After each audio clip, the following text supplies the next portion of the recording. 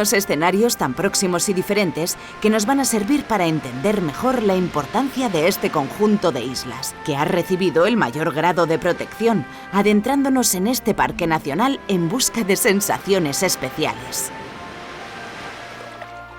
En Cortegada descubrimos una isla tranquila que huele a laurel y marisco. En el interior de la ría de Arousa, frente a las playas de Carril, esconde prados y tierras cultivadas en otros tiempos. En Sálvora, la ría de Arousa guarda uno de los mejores paisajes de la costa gallega. Grandes rocas redondeadas entre las que hace tiempo había un pueblo habitado por más de 50 personas. En Ons, frente a la ría de Pontevedra, nos espera un faro y el mayor conjunto de tierras que emergen del océano. Y las misteriosas Furnas, cuevas marinas esculpidas en granito, como la legendaria Burato do Inferno, de la que se decía que bajaba hasta el mismo infierno. Y las Tíes, a las que los romanos llamaron las Islas de los Dioses. Una fortaleza inexpugnable que protege la ría de Vigo y que será el escenario de nuestra ruta.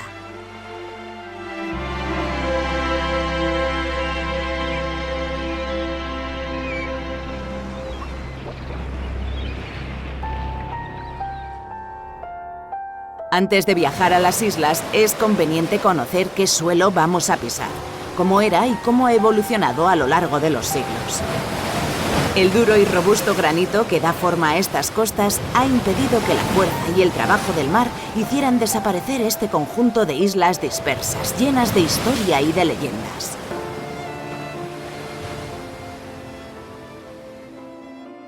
A mí me gusta ver las islas del Parque Nacional como una tarjeta de presentación de las Rías Baixas ante el océano. Estas islas son las que reciben el primer abrazo del Atlántico. Y para resistir esos abrazos, que algunos días son suaves y otros días son un poquito más intensos, pues hay que resistirlo con mucha fuerza. En el caso de las islas del parque, su fuerza la saca de su corazón granítico. Antes estas islas estaban recubiertas por una gruesa piel de una roca más frágil, de tipo metamórfico, de la cual ya apenas quedan restos. El mar, la lluvia la fue lavando hasta que quedó al aire su núcleo, su corazón más resistente, que es el granito, que es la roca que ahora mismo domina la mayor parte del paisaje de las islas. Este paisaje está muy ligado a las rías baixas, ¿no? Son islas que ahora mismo están como cerrando la boca de las tres rías baixas, la ría de Vigo, la ría de Pontevedra y la ría de Arousa. Y están muy vinculadas, ¿no? Las islas están haciendo como un gran rompeolas que crea atrás de ellas un ambiente más estuárico, más tranquilo, de aguas poco profundas y muy proclive para la vida marina, ¿no? Este paisaje hace miles de años era completamente distinto. No existían las rías, no existían las islas como tal. Estas islas representaban pues, pequeños montículos en una línea costera, como una continuación de la costa rectilínea de Portugal. ¿Cómo se llegó a este escenario actual, ¿no? De las islas frente a las rías?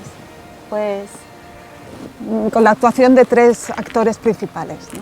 El primero, en llegar a la palestra, fue movimientos en la corteza terrestre que lo que hicieron fue en esta zona bajar la costa se fue hundiendo paulatinamente. El segundo actor fueron los ríos que venían desde el interior de Galicia y que al irse acercando hacia la costa y al llegar a ese escalón pues tenían que caer y cogían fuerza, ¿no? En ese escalón hundido. Y el tercer actor es las oscilaciones en el nivel del mar. El mar fue capaz de tragarse, de inundar las zonas más bajas de ese escalón hundido. O sea, el resultado fue que los valles fluviales se convirtieron en rías y los montes costeros fuimos quedando aislados, ¿no? Luego hubo otras retiradas en el mar, seguidas por otras subidas, con lo cual ahora mismo estamos en la tercera generación de las islas del Parque Nacional y con una edad aproximada de unos 6.000, 8.000 años, ¿no?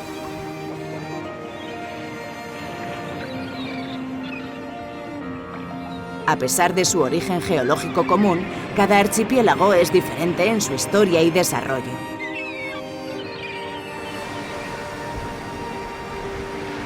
Se encuentran casi despobladas, aunque los habitantes de las rías sienten veneración por ellas y luchan por protegerlas para que se puedan disfrutar mediante un turismo sostenible.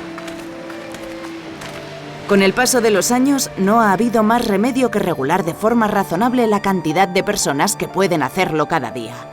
Hay épocas con mucha afluencia y otras que nos pueden permitir un recorrido más tranquilo.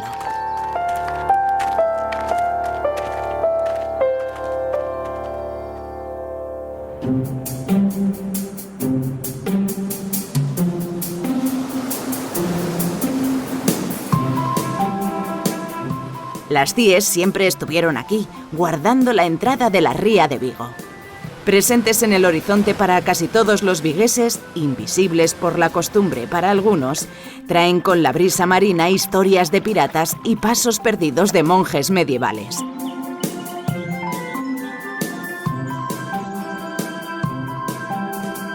Ellos y otros más sí están seguros de que se trata de las místicas Casitérides, las islas del estaño donde acudían a comerciar fenicios y cartagineses.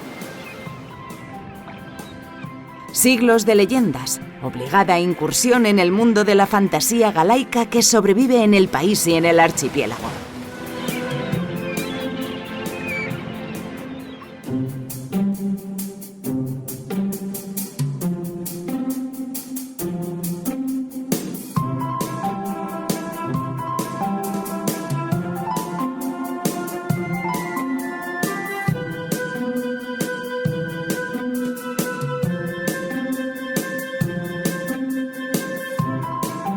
Para aproximarnos a esta realidad, necesitamos disponer de información adecuada que nos permita planificar y organizar nuestra visita. Ahora vais a visitar las islas del Parque Nacional. Son 4 archipiélagos diferentes, pero todos muy interesantes y que vale la pena visitar. Es importante que preparéis la visita, que llevéis zapato cómodo para poder hacer las rutas que tiene cada una de las islas, que llevéis también algo de abrigo por si llueve. Hay que recordar que estamos en Galicia y lo importante es que disfrutéis de vuestra visita y que aprendáis muchas cosas sobre nuestras islas, que son una de las cosas más bonitas que tenemos en Galicia.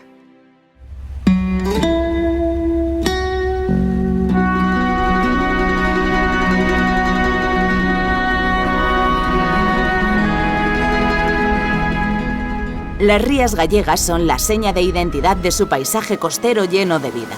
También un destino cada vez más valorado por los turistas que buscan el equilibrio, la vida llena de verdes y azules y el complemento desbordante de su gastronomía.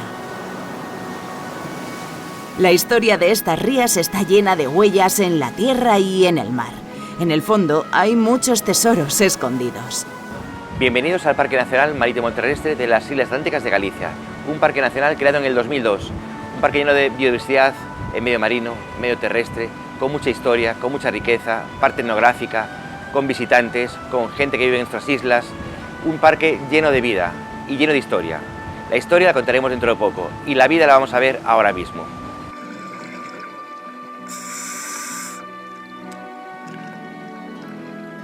En el entorno de las Islas Atlánticas existe un gran cementerio submarino de incalculable valor histórico.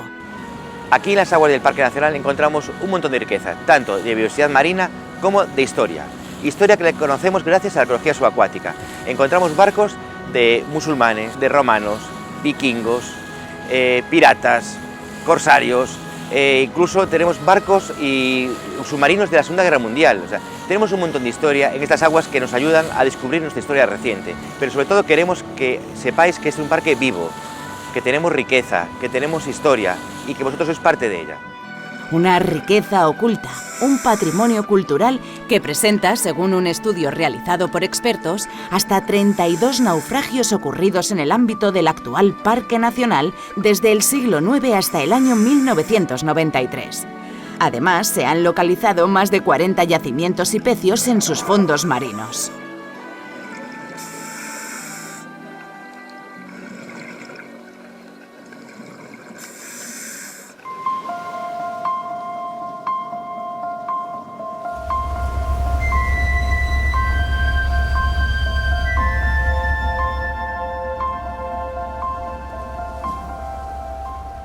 Nada más poner pie en la pequeña dársena de Cies, el ánimo se predispone para disfrutar de una joya de la naturaleza.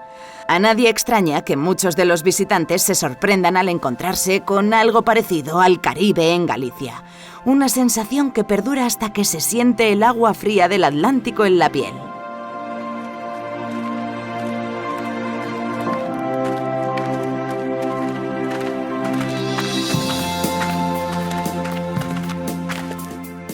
Hola, bienvenidos a Cies. Os encontráis en un archipiélago que tiene 4 rutas, ¿vale? Tenemos hacia la izquierda, tenemos la ruta amarilla y la verde, ¿vale? Que es la ruta del Faro, muy típica aquí, y después la de Faro da Porta. Hacia la derecha nos encontramos con la ruta azul del Alto del Príncipe y el Faro do Peito. Tal día como hoy, os recomiendo el Faro da Porta. Así que, adelante, bienvenidos al parque. Gracias.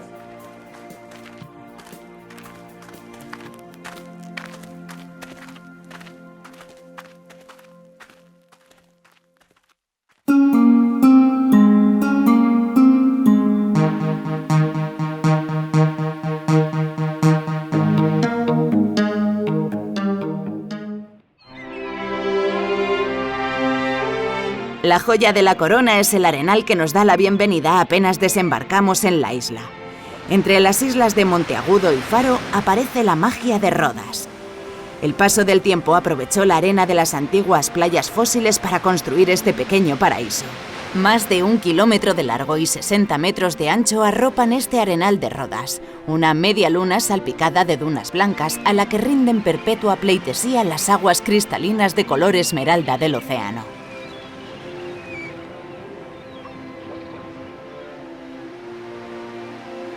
Sobre la playa más visitada de Galicia podemos apreciar el efecto de las mareas.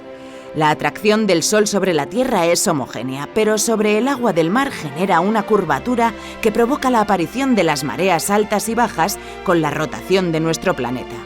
Si la Luna está en la misma alineación, el abombamiento de la curvatura se hace más pronunciado y las mareas se hacen más amplias, denominándose mareas vivas.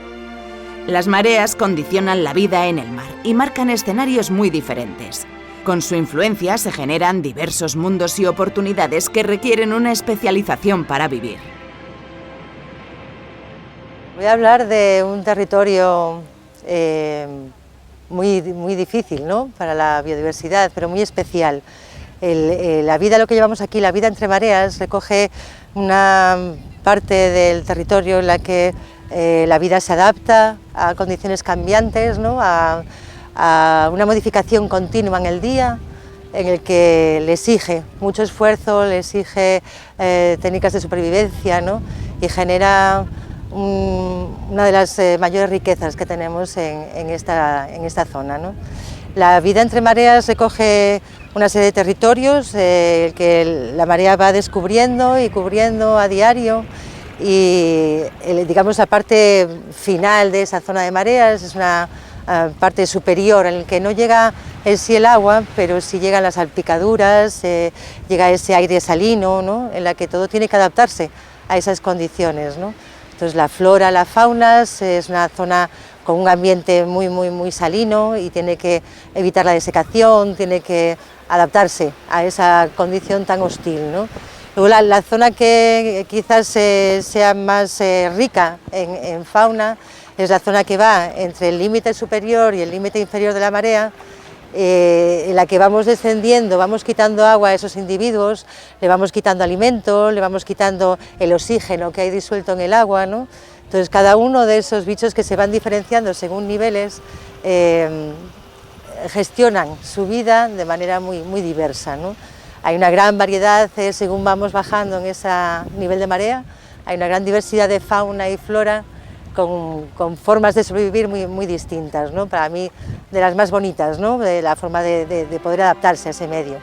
Y si nos metemos ya donde llega la marea baja, ¿no?, y nos metemos ahí y empezamos a mojar el pie, tenemos el mundo del medio marino que es bueno, uno de los mejores para mí de la vida, ¿no? Es un medio que diversifica también según el tipo de fondo en el que estemos, ¿no?, si es arena, si es roca, si es zona de coral, que hay también aquí, si son zonas de cascajo, ¿no? Entonces toda la vida se adapta según el fondo y según el medio en el agua en el que esté viviendo, ¿no? La diversidad total es espectacular. Cada isla del parque utiliza las idas y venidas del agua del mar para extraer de forma sostenible sus riquezas naturales mediante aprovechamientos tradicionales. Cada una de estas islas es un pequeño mundo, una historia y varias leyendas.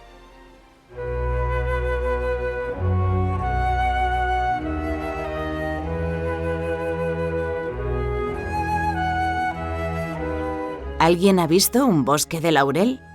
Años de abandono hicieron que los laureles plantados por los últimos vecinos crecieran durante años en busca de luz. Hoy algunos ejemplares se elevan por encima de los 17 metros.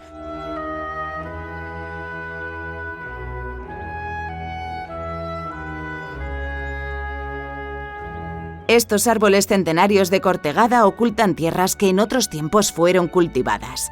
También una aldea fantasma perdida en el olvido. Las ruinas de alguna casona, los restos de una iglesia monasterial dedicada a la Virgen de los Milagros y el cruceiro de Punta Corbeiro, que en el extremo nordeste de la isla marca el comienzo de la zona de aprovechamiento marisquero.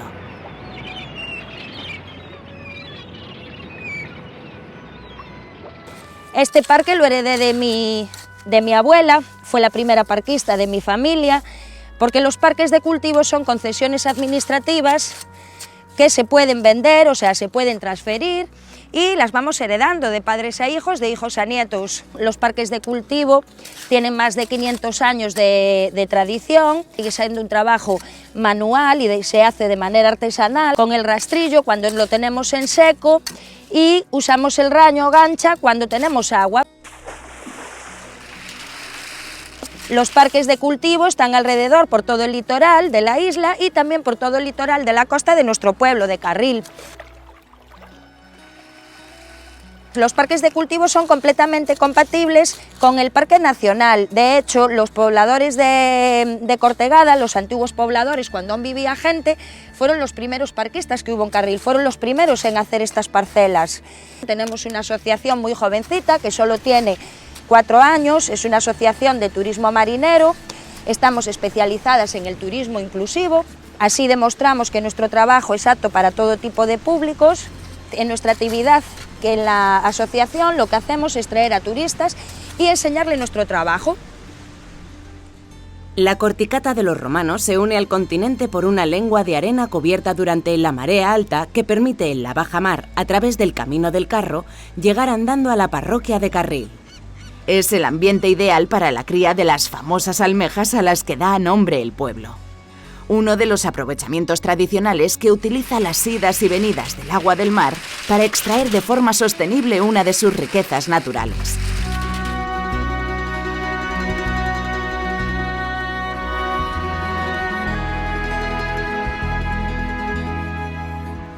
Los gallegos sabios, que tantos son, aseguran que Sálvora es el secreto mejor guardado de su costa.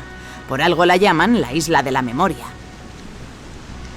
El archipiélago, como se dice del buen gallego, duda entre su pertenencia al océano o la entrañable ría de Arousa. Cierto es que está a 3 kilómetros aguas adentro, donde la ría deja de serlo. Pero este paraíso de islas, peñascos y fondos marinos es un compendio de las historias que aquí se han vivido.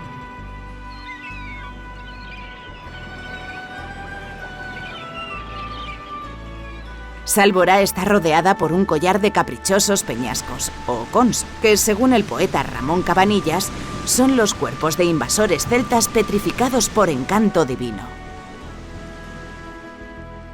Cuento o leyenda, lo cierto es que los alcatraces y las gaviotas patiamarillas hacen guardia en estas rocas que fueron propiedad del marquesado de Revilla. De aquellos tiempos quedan una capilla que antes fue bar de marineros y la antigua fábrica de salazón, coronada con almenas tras ser convertida en pazo por el marqués y que es hoy un museo.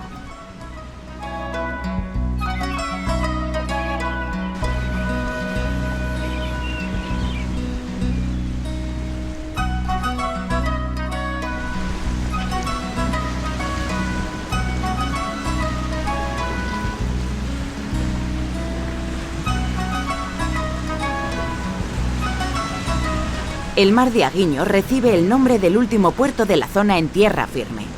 La presencia del parque en estas aguas pretende compatibilizar los recursos tradicionales con la conservación, como son la extracción de navajas, el pescado y los conocidos percebes. Aquí estamos viendo cómo trabajan los percebeiros aquí en la costa gallega, en el Parque Nacional de las Islas Atlánticas, y bueno, nosotros también nos dedicamos a esto, pero bueno, dimos un salto y montamos una empresa de turismo náutico donde enseñamos a los turistas pues cómo se trabaja, el trabajo día a día, y que es, como podéis ver, hoy es un día de verano, está bastante el mar en calma, pero podéis imaginaros cómo sería en el invierno. Esto sería otra historia. También nos dedicamos a la captura de almejas, navajas, incluso el pescado, la lubina, y todo eso relacionado con el Parque Nacional es donde están saliendo los mejores ejemplares.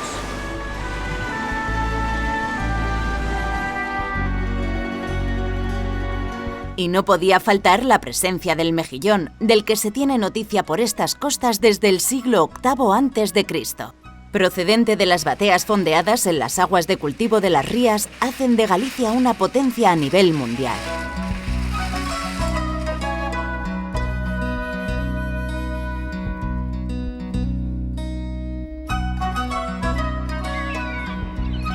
Por la cara que se enfrenta al océano, la costa de Ons es abrupta.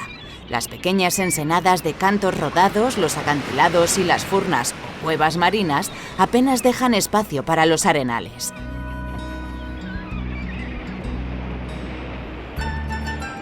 Sin embargo, hacia la ría de Pontevedra, la costa desciende suave hacia el mar y los arenales ocupan una buena parte del espacio. Las condiciones microclimáticas han posibilitado los lugares de poblamiento. En Ons, que fue propiedad privada hasta mediados de los años 40 del pasado siglo, viven de forma permanente unas pocas personas descendientes de los colonos que la habitaron desde principios del siglo XIX. La construcción más determinante es su faro, uno de los más grandes y de mayor alcance en España. Situado en Ocucorro, en la parte más alta de la isla, se encendió por primera vez en el año 1865, para apagar definitivamente su quemador de queroseno en 1991. Hoy la fuente de energía eléctrica es suministrada por placas fotovoltaicas.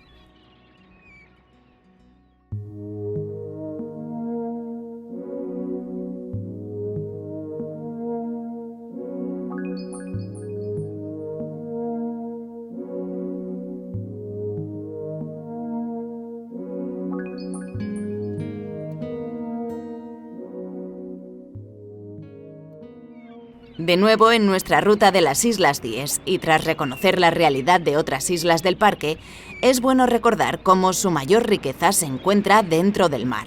De hecho, el 86% de la superficie protegida de las casi 8.500 hectáreas que lo forman están bajo el agua. Estamos en la playa de Rodas, muy representativa del archipiélago de Cíes, dentro del Parque Nacional. Y esta playa pues forma parte de mi vida desde pequeño, y ahora ya a nivel profesional sigo viniendo aquí porque gran parte de mi trabajo lo realizo en esta playa y bueno, todo lo que es en el parque, ¿no? Y entonces la importancia que tiene el parque en general es que representa la biodiversidad y los ecosistemas de todo Galicia. De los 1.500 kilómetros de costa que tiene Galicia, están muy resumidos, todos se encuentran, los hábitats, todo el ecosistema está representado en el parque. Desde los bosques de laminarias, que están en los sustratos rocosos, que son estos bosques de algas de gran porte, que tienen una importancia ecológica enorme porque son fijadores de carbono y albergan una biodiversidad importante, tanto ambiental como económica, porque muchas especies comerciales viven en este bosque de laminaria. Los fondos arenosos, por ejemplo, aquí en la playa de Rodas tenemos pulpo, que es una especie que, bueno, no hace falta decir que es una especie comercial y luego ecológicamente también muy importante, que en esta playa hemos realizado trabajos de investigación y hemos descubierto que hay más de 1.600 guaridas que el pulpo fabrica para poder vivir en ellas con los bivalvos que comen, ¿no? Ellos son grandes consumidores de navajas, de vieiras, de almeja, y con esos restos de conchas pues, hacen sus guaridas. Realmente el parque es un tanque de experimentación, un laboratorio natural en el que investigadores nacionales e incluso internacionales realizan parte de sus investigaciones, ¿no? Porque muchas de las especies, tanto el pulpo como otros cefalópodos, como son las sepias, la sepiola, la puntilla, el calamar, los encontramos aquí en el parque y hay muchos aspectos de su vida que todavía no desconocemos. O sea que el potencial de lo que es el que reúne el parque a nivel de investigación, aparte del interés económico, es enorme, ¿no? La proyección del parque es a nivel pues, mundial. Los ecosistemas profundos donde hay muy poquita luz, realmente son jardines zoológicos, ¿no? En el que esponjas, gorgonias y otros invertebrados tapizan tanto los fondos blandos como los fondos duros, las piedras, con un color que nadie podría asociar al Atlántico. Las especies de interés económico, como el pulpo, la centolla, pues viven y se alimentan, mucho de su ciclo vital se realiza en esos ecosistemas profundos, en esas aguas que son necesarias. O sea, el ecosistema es como es por todo lo que hay, no solo por las especies que nos interesan, ¿no?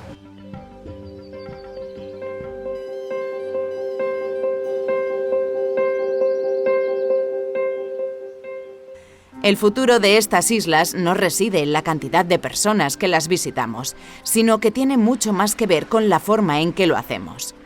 Si nuestro comportamiento es consecuente y aprendemos a sacar el mayor provecho del recorrido sin dejar huella, sin prisas ni agobios, sin estridencias ni ruidos, conservaremos mejor estos lugares que nunca han sido tan accesibles ni tan cómodos de visitar como ahora.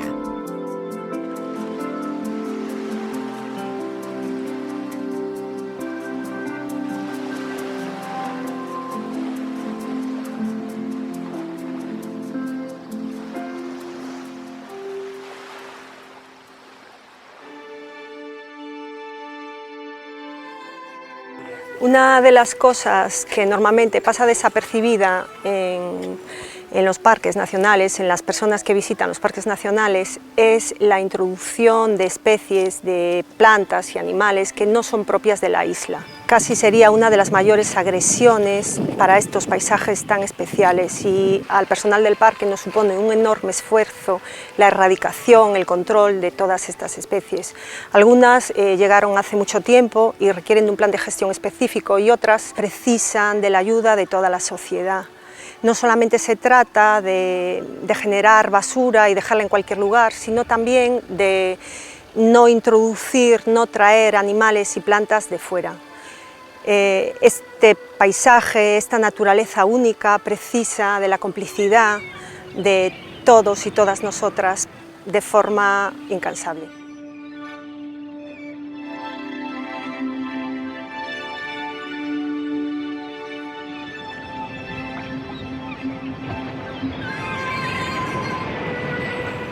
Aún quedan algunas personas que pueden contarnos cómo se vivía en esta isla.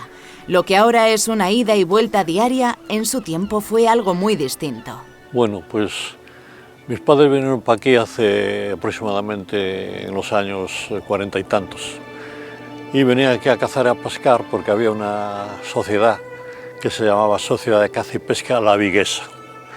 Y esporádicamente hacía excursiones, La Viguesa, que era la Sociedad de Caza y Pesca, para dedicar un día de caza o pesca aquí en las islas. A mi padre le gustó tanto el sitio y compró una casita, y esa casita pues era nuestro sitio de veraneo en los años 50 y se convirtió aquella casita en una taberna en los años 60 para esos amiguetes de mi padre. Pues se me ocurrió a mí en los años 70, apoyado siempre por el ICONA aquel entonces, ¿por qué no instalábamos un camping para tener ya un poquito a la gente controlada? Porque ya se empezaba aquí a venir gente a la isla como si fuese sin control, la época de los hippies. Pues en el año 70 inauguré yo el camping, el 26 de junio de 1970. Yo recuerdo que la prensa comentaba un camping en una isla sin coches. Y ahora resulta que es un camping precisamente muy demandado por no tener coches. O sea que fue un poco aventura. En la isla todavía quedan huellas que demuestran que sus pobladores han estado aquí muchos siglos, dependientes de los recursos que ofrecía para la agricultura y la cría de animales, y sobre todo para la pesca. Con el paso de los años se ha ido tejiendo una relación y una cultura propias. El antiguo convento de San Estevo del siglo XI, que hace menos de 200 años era un almacén de artillería para la defensa, es hoy el centro de visitantes. El Parque Nacional de las Islas Atlánticas de Galicia pues posee también un patrimonio cultural bastante escondido, muchos secretos que tenemos que descubrir, desde Cíes a Ons, pasando por Salvora o Cortegada. Todas las islas, todos los archipiélagos han tenido asentamientos humanos a lo largo de la historia, sobre todo desde la prehistoria hasta hoy en nuestros días, que el archipiélago de Ons sigue siendo el único del Parque Nacional que está habitado de manera permanente, pero todos los asentamientos humanos han dejado su huella en los distintos archipiélagos del Parque Nacional. El único archipiélago, insisto, que estuvo habitado, que sigue habitado, es el archipiélago, la de Isla de Ons. Llegó a tener más de 535 habitantes en los años 50 y luego ahí empezó un declive poblacional. Hoy en día, pues sobre todo, además de la poquita gente que vive en invierno, pues hay una población estival que viene por el gran arraigo que siente a ocupar sus viviendas. Las Islas Cíes fueron abandonadas ya en los años 60 por los últimos habitantes, la isla de Sálvora en los años 70, la isla de Cortegada, en torno a 1907-1910, cuando es donada a Alfonso XIII. Todas las islas pues pasan por distintas manos, distintas propiedades. Normalmente siempre empieza siendo propiedad de la monarquía, que se la transfiere a la Iglesia, y la Iglesia a la nobleza, aunque siempre hay disputas. Muchos mitos y leyendas muy arraigados en la isla de Ons, en el archipiélago de Ons, la que sigue siendo una isla habitada, pues lo tendemos en el lugar del Buraco de Inferno, al sur de la isla. Es un lugar, pues como su nombre indica, el Buraco de Inferno es el agujero del infierno, ¿no? Es un lugar que causaba desazón a los vecinos en su momento, se oían las almas en pena, o eso decían ellos. Probablemente eso está asociado a que ahí criaba una especie hoy en día extinta como sedentaria, que era el arao dos cons. Probablemente en época de cría, además del sonido del mar dentro de esa furna, pues la desazón la causaban esos gritos alaridos de las crías del arao en época de reproducción y de cría. En el parque, en la isla de Ons, hay más de 30, pero el Buraco de Inferno es una furna que además de tener su entrada horizontal, pues tiene una caída de 40 metros de altura.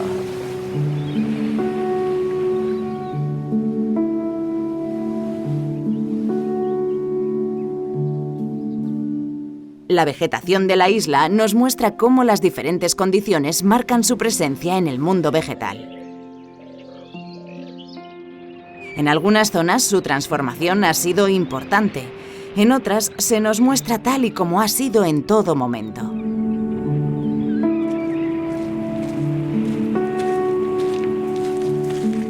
En las islas tenéis diferentes ecosistemas importantes. Es de salientar pues, la zona de duna, la zona de acantilado y la zona de matorral y masa forestal que comprendería pues, el centro de la isla. Tanto la zona de duna como la zona de acantilado, toda la vegetación que tenemos ahí tiene que estar adaptada a unas condiciones muy duras de viento, de salinidad, de escasez de agua. Entonces todas esas plantas van a estar adaptadas a ellos. Uno de los ejemplos que podemos encontrar como adaptación a almacenamiento de agua en las plantas que encontramos en la zona de duna es tener como un bulbo en la parte interior, ¿vale? Enterrado. Hay una planta muy característica que tenemos en la zona de Cíes y en todos los sistemas dunares, que sería como cebolla de las gaviotas. Por ejemplo, en las zonas de acantilado es muy importante que en esta isla tenemos una gran población de gaviota patia amarilla, y esta gaviota, al ser una especie marina y que vive también en la zona de acantilado, pues aporta muchísimos nutrientes con sus excrementos a toda esa población vegetal que vive en la zona de acantilados. En cuanto a la masa forestal, en cuanto a gestión, es importante tener tanto una variedad de especies diferentes y que estén vivas, como árboles muertos, siempre y cuando no estén en peligro por caída en una zona de camino. Las especies forestales que están muertas también es una fuente de riqueza a muchísimas especies.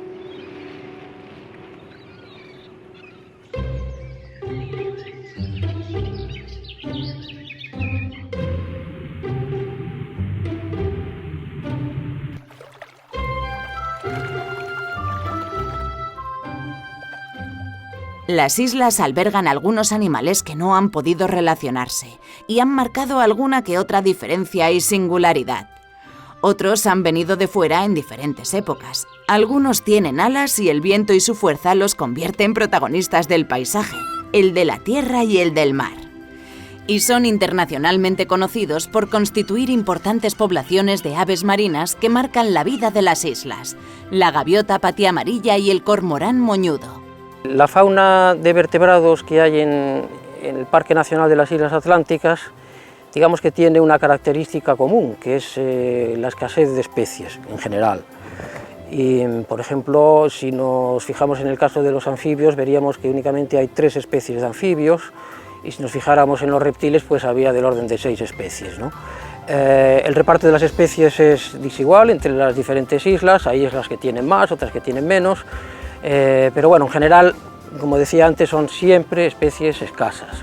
Por el hecho de ser islas, aquí se dan cita una serie de especies de aves marinas, algunas nidificantes, otras son simplemente invernantes, y en el caso de las nidificantes, pues habría que mencionar principalmente 2 especies. La gaviota patiamarilla, que es la gaviota que podemos ver en una visita que hagamos en el parque en cualquier momento, es la gaviota por excelencia, por decirlo así, y el cormorán moñudo, ¿no?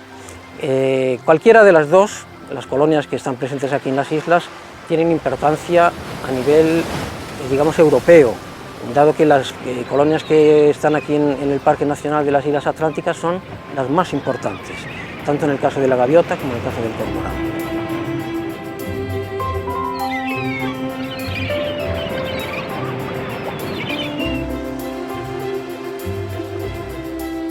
Luego hay una serie de especies que se dan cita aquí, pues a lo mejor de manera ocasional, o especies invernantes, pero que son pues abundantes o muy abundantes incluso. Yo citaría, por ejemplo, el caso de los alcatraces. Digo que lo citaría porque el alcatraz tiene un nombre específico en gallego, que es mascato, que aparece en la toponimia, e incluso hay apellidos mascato en la costa gallega, ¿no? Eso da un poco idea de que probablemente ha sido una especie tradicionalmente muy abundante aquí, ¿no? El aire nos manda su música. Nos trae una información valiosa de la orquesta que los animales, el mar y el viento configuran en estas islas.